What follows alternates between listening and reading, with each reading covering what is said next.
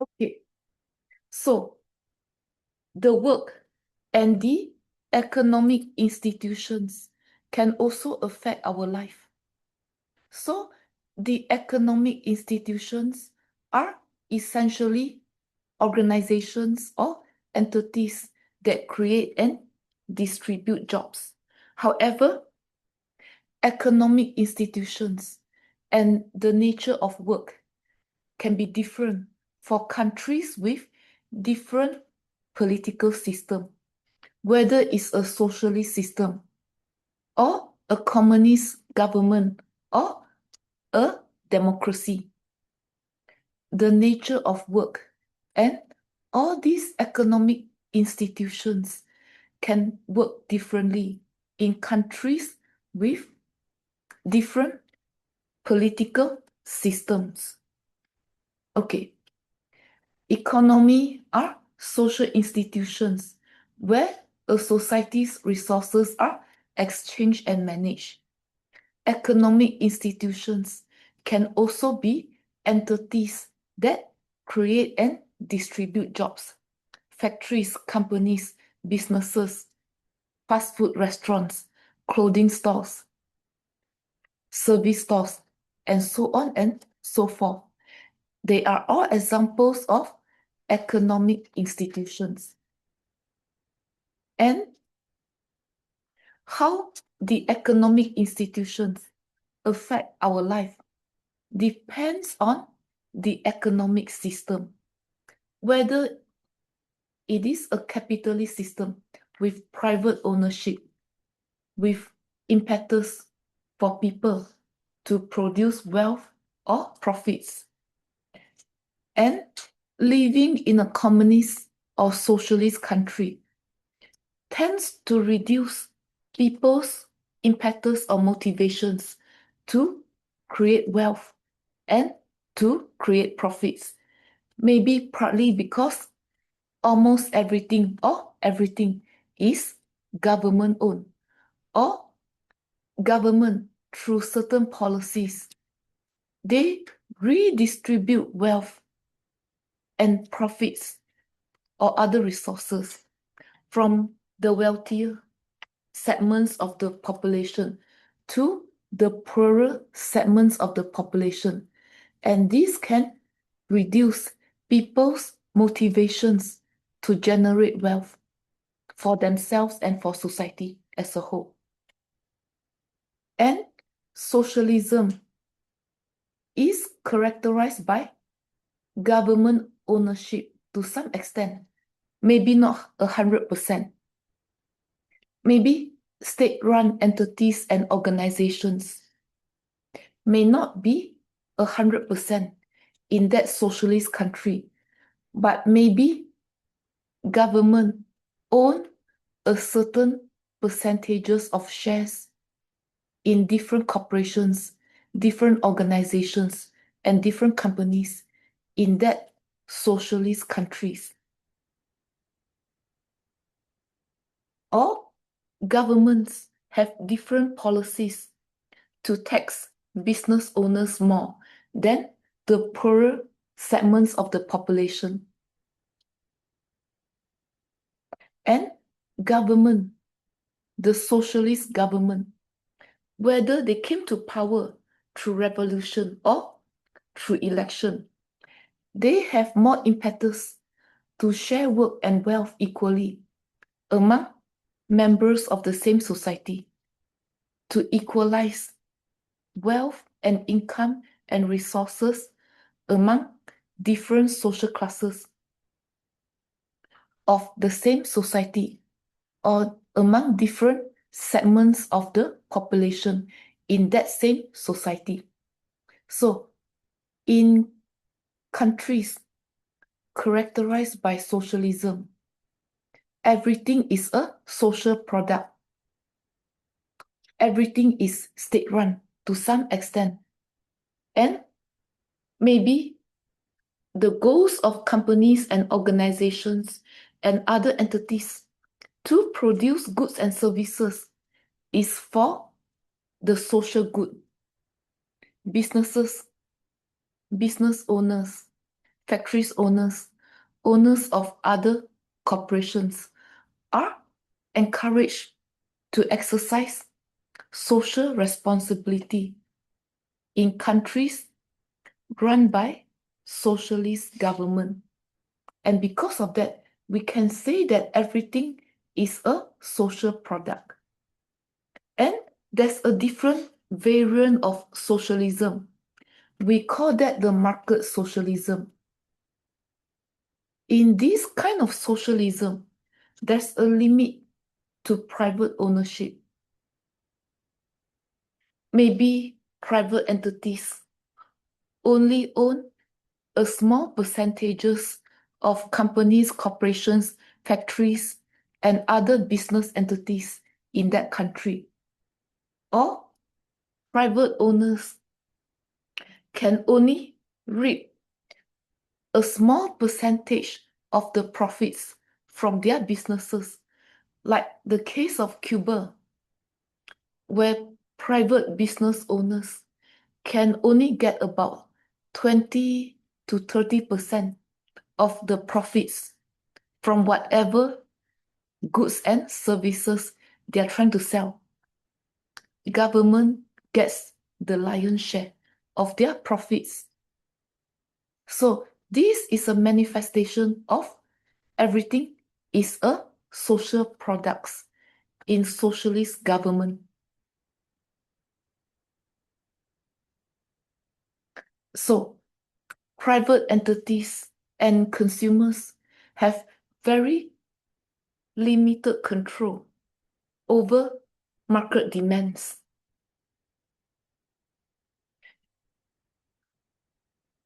Their economic entities, other business enterprises are centralized. They have a centralized economic planning system that controls distribution and creation of goods and services. And in some instances, this centrally planned economic system is not very efficient.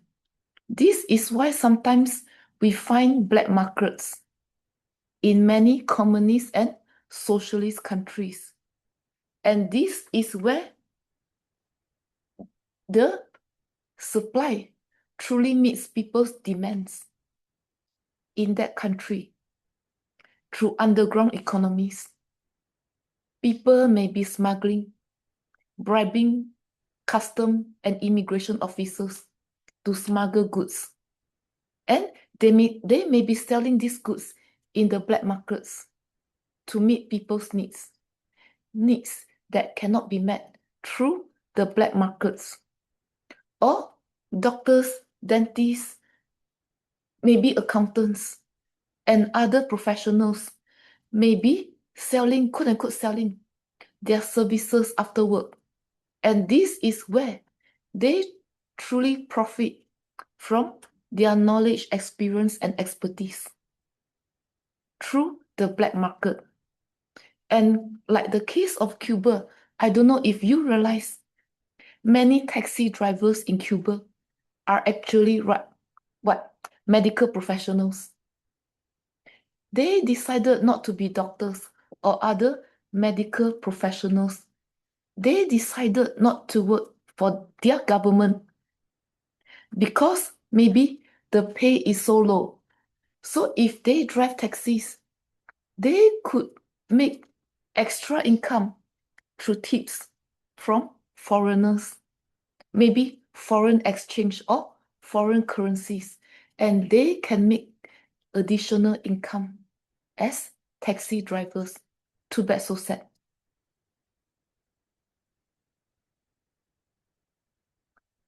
And the economic institutions can also affect our life through the process of globalization, where governments are more and more integrated. When governments are integrated, different economic entities in different countries are also integrated simultaneously. And through televisions, radios, newspaper, magazines, before the days of the internet until today, And nowadays, also through different social media platforms, including the internet, we can learn about cultures in other countries, value system in other countries by watching movies from other countries on the internet, on YouTube, on Rumble, on different social media platforms, on the TV.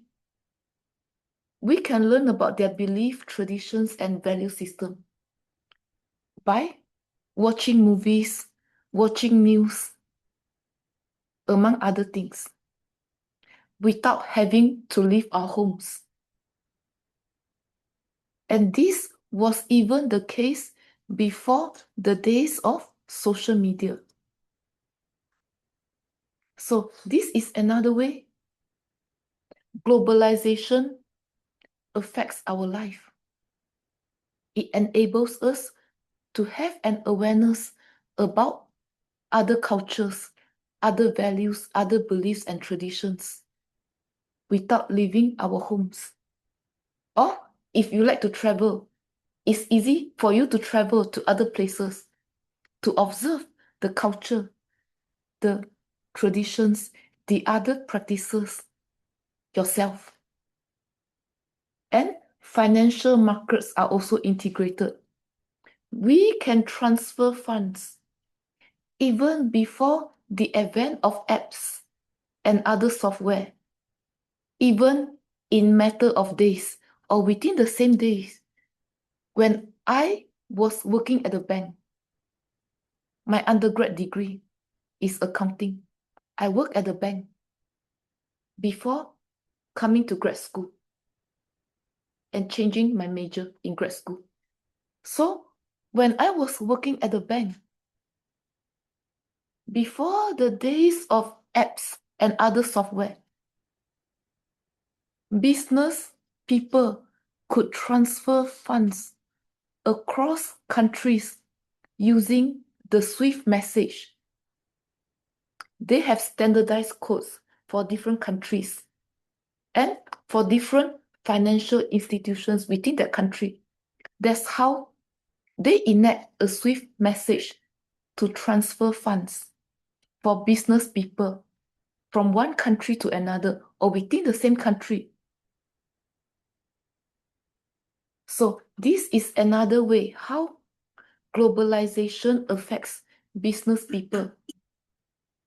With the advent of technology in tandem with economic development, it's easy for them to transfer funds via the SWIFT code, and nowadays via different apps, or by logging into their bank accounts in matter of hours or days to another business people to pay their bills, to get the goods and services,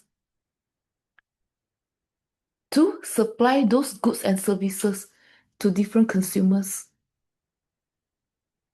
And market expansion can also affect us. Now we can purchase products from different countries in matter of hours or days. And this was the case before the websites are so sophisticated in my days. We have the internet, but not as high-tech as what you see now. And we could purchase goods and services from other countries by logging into the internet or by having catalogs from other countries sent to our homes, by making international calls to order these products for ourselves or for our businesses. And globalization can also increase people's access to healthcare. One way is through medical tourism. In countries like Europe or in America, where healthcare has become too costly for certain people, they can go and get the same kind of care in the private hospital in another developing country for a fraction of the price. So this enables people to get the diagnosis and maybe the treatment they need. So this is how the process of globalization via different economic institutions and a private hospital can be an example of an economic institution. So people from America and from other countries, when they find that healthcare is too costly in their home country, they travel to other parts of the world, to Costa Rica, to Brazil, to Mexico, to Singapore, to Taiwan, to Japan, to Korea, to Thailand, or to Malaysia to get the same treatment and diagnosis for a fraction of the cost. And globalization can also lead to cultural colonialism,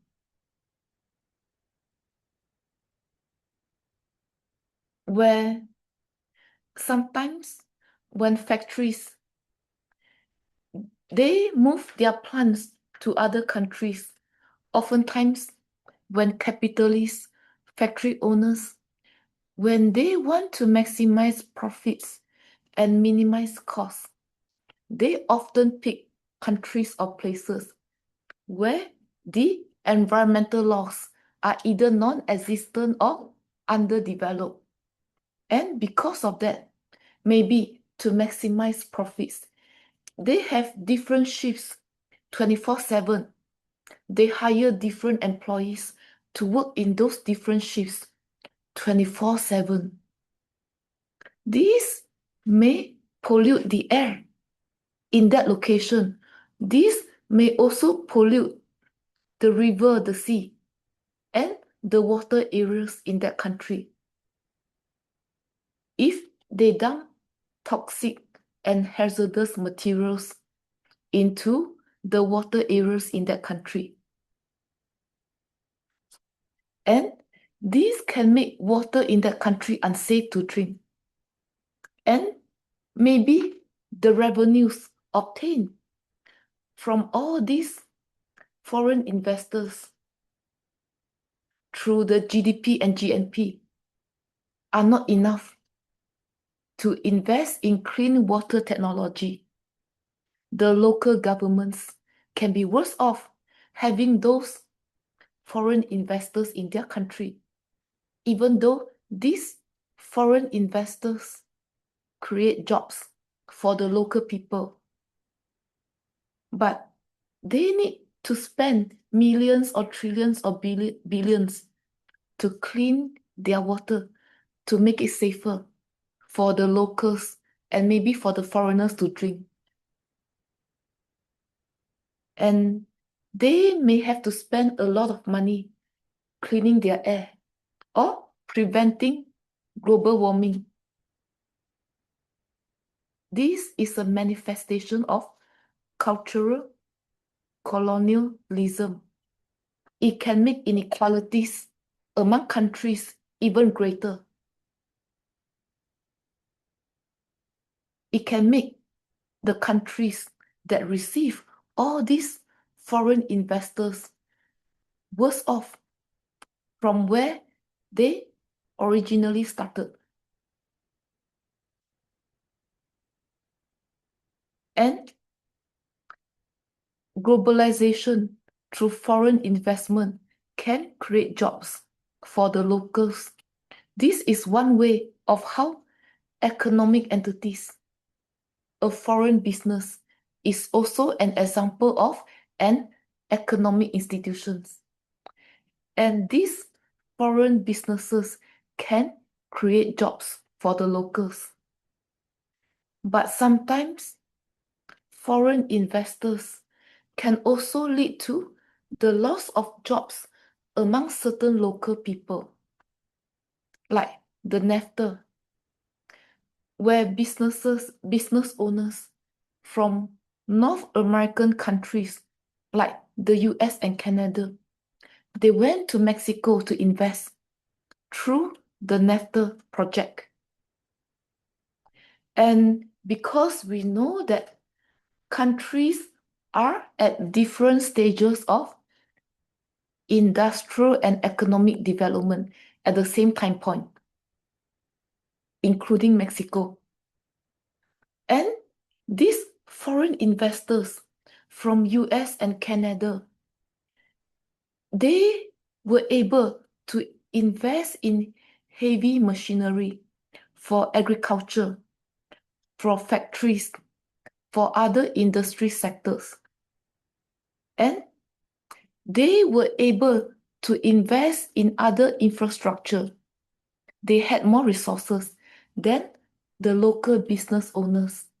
Eventually, the local business owners, the small farmers, could not compete with these foreign investors. They could not afford to mechanize their farmlands, unlike the foreign investors.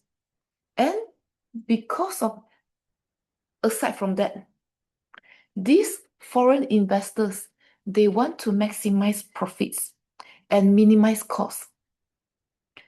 Maybe they had some understanding about the culture in Mexico. It's a patriarchal society where men were or are still the breadwinners. And because of that, they prefer to hire women and children. Maybe the labor laws in Mexico are underdeveloped.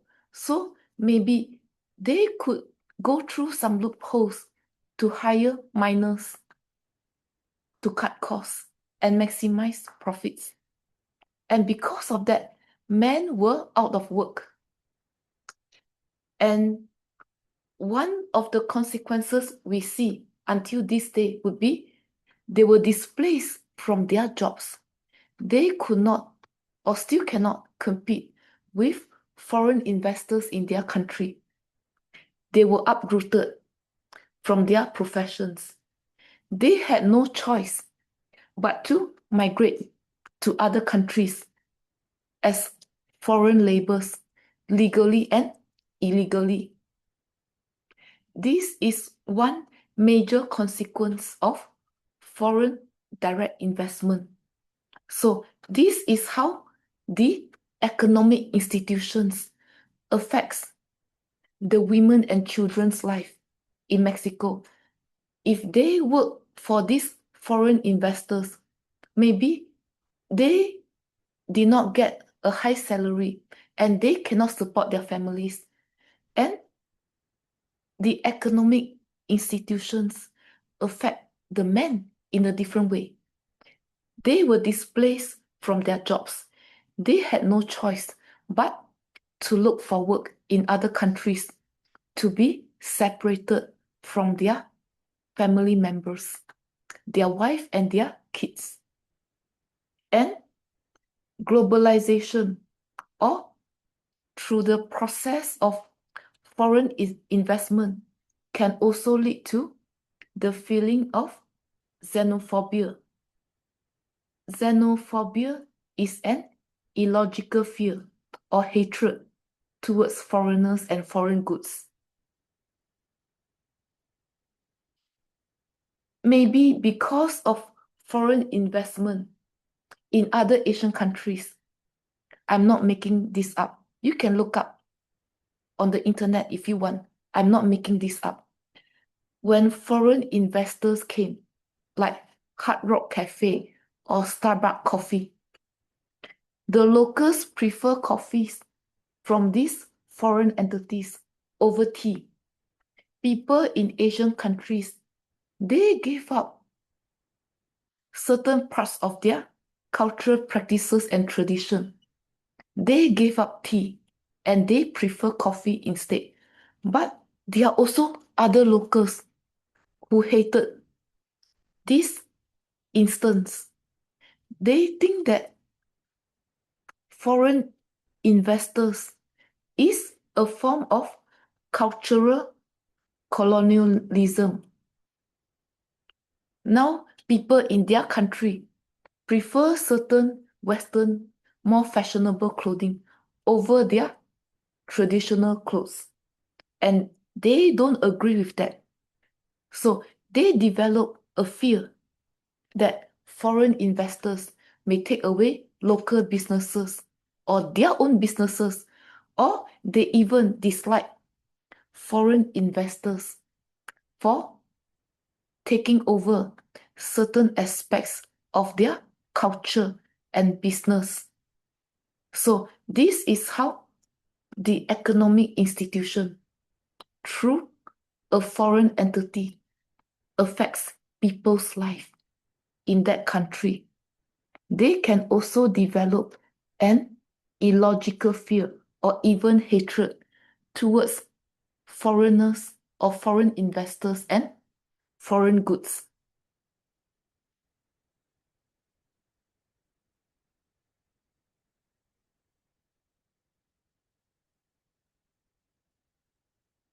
And another way economic entities affect our life is through outsourcing.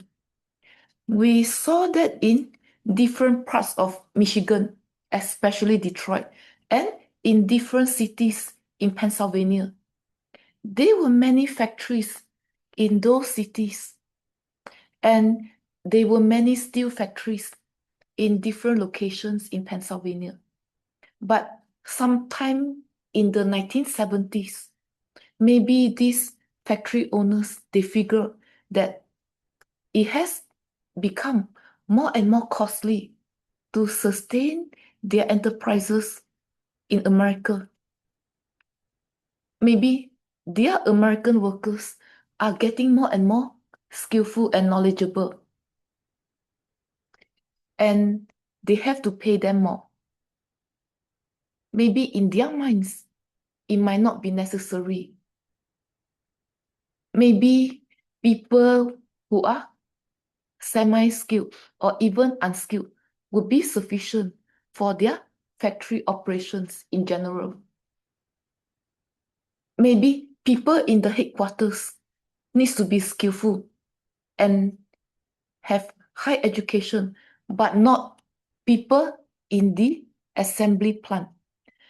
And maybe because of that, they decide to outsource or to move their factories to other countries. And the advent of computer technology occurred at the same time, around the 70s to the 80s, up until the 90s, until now. So maybe people could automate certain tasks in the factories, in other businesses, in different kinds of businesses. And these can also lead to layoffs. So the economic institution can also affect people's life through the process of automation and outsourcing. If these employees, if the factory move their plants to another country, they deem cheaper. If they cannot get retraining for a different kind of work fast enough, they may have to take a lower pay job, or they may have to be unemployed for certain periods of time. And some people may be unemployed for long periods of time. And the economic institution can also affect our life through the process of polarization, where there's a gap in the job market. And most employment opportunities often occur at the lowest levels and at the highest level. With the process of automation and maybe outsourcing, the jobs at the middle levels are being eliminated. So people either occupy this low pay job, or they have certain knowledge, skills, experience, and expertise that enable them, the few of them, to occupy jobs at the high ends of the echelon. So, mid-level jobs could be eliminated through automation and maybe through outsourcing. So, this is another way how the economic institution affect different kinds of employees with different knowledge, experience, skills, and expertise. So we already see this even in my days when I was in my 20s, when I was first out of college. Many mid-level jobs, especially middle managers' jobs, are being eliminated. So these middle managers, they either get demoted or they were laid off, especially when times were bad. And the economic institutions also affect women and immigrants. And sometimes we know capitalists, even in first world country, capitalists, wherever they are, they always want to maximize profits and minimize costs. And sometimes they prefer to hire women and immigrants at a lower pay with minimal or no benefits to save on expenses. And because of that, this put women and immigrants at a very precarious conditions. Or sometimes we see that even to this day and age on the news. Many illegal immigrants were being arrested, usually for driving a truck, and they had a mishap. And their companies, it seemed to me, knowingly hired them. Even if these employers, they knew that they were undocumented, their papers were fake, they still hire them. And when these truck drivers, we don't know how they got through the driving test. When they had a mishap, when they had an accident, or sometimes even worse, they kill somebody. They went to prison. They bear the consequences. And it seemed that nothing really happened to their employers. Even though, in my humble opinion, these employers knowingly hired undocumented workers. So this is another way how the economic institutions affect women and immigrants, whether they are legal or not. And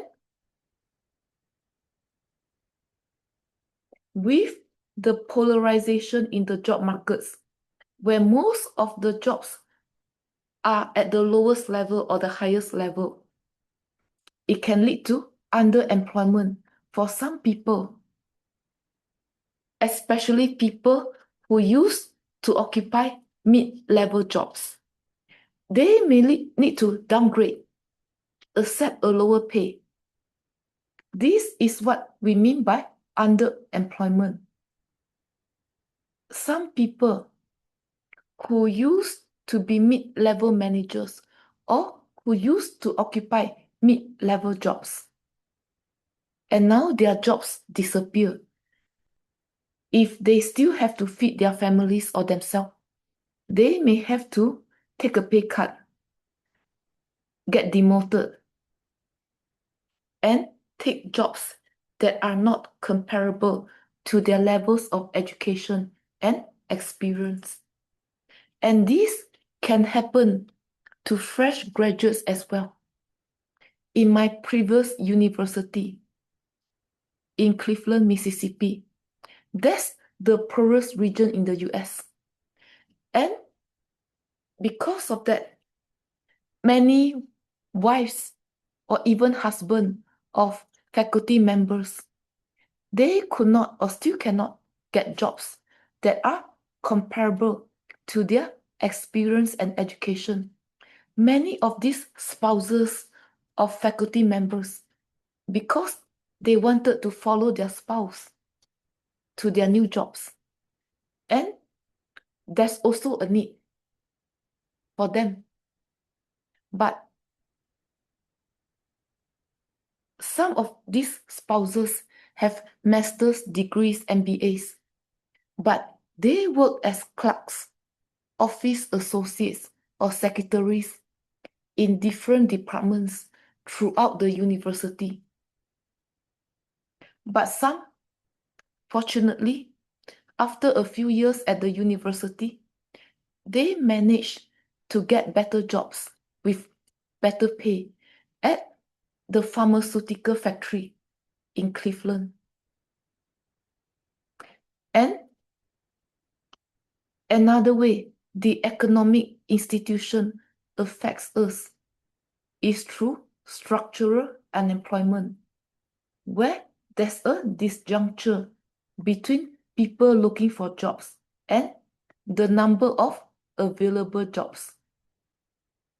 Structural unemployment is a phenomenon where there are too few jobs for too many job seekers in a given location.